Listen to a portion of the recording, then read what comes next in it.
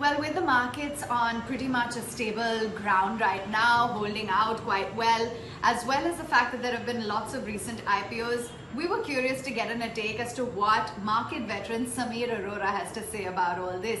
So here basically is his outlook for the next year, as well as what he's made of the run-up that we've seen and where he sees potential in terms of individual sectors. Well, first off, he started by saying that there has definitely been a deluge of IPOs that have kicked into the market. There's a lot that are set up for the next year as well.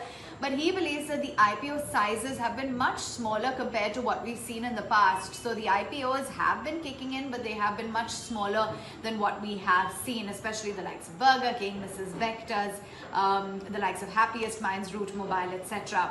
He also believes that not all stocks have been a beneficiary of COVID, and perhaps there may be no real rationale or reason as to why a lot of stocks have surged. But this is only select stocks, he believes. Of course, there are many stocks that have definitely been beneficiaries of COVID.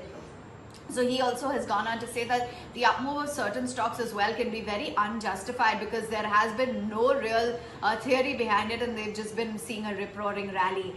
In terms of which themes that he's looking at for the next year, now this is interesting. He believes that the insurance sector has definitely done well in the portfolio, and there is merit going into 2021 as well to look at this space.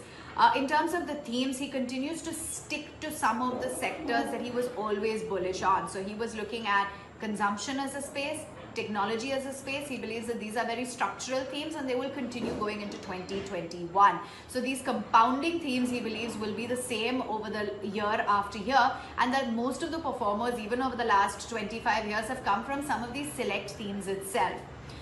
Residential real estate, he believes, is a sector that is set for a boom according to Samir Arora, and he believes that he will continue to play the real estate theme, but this will not be via direct real estate plays. In fact, he is going to play it via the housing finance companies. Another sector that he believes has potential is the home furnishing and consumer durable sector. He believes that there is lots of merit to perform very well, and believes that even when it comes to the chemical sector, that's something that Samir is watching out for. He believes that India has a cost advantage in this sector. When it comes to some of those platform companies, though, Samir was very candid, saying that it's a fancy name after Google's success, but he believes in investing in companies where the long-term prospects are intact. When it comes to talking about as well the meteoric rise that we've seen in the Bitcoin, he says he doesn't really understand why investors compare gold to Bitcoin. They're very different asset classes. One needs to have the ideal mix of safe bets and companies that have no negatives in the portfolio. That's very important, and there's no need to really discover new ideas every day. You can stick to some of the tried and tested bets that have augured well in the past. As of now, he's going to stay away from steel. He's going to stay away from global auto firms, PSUs, and he's even going to avoid cement as a sector.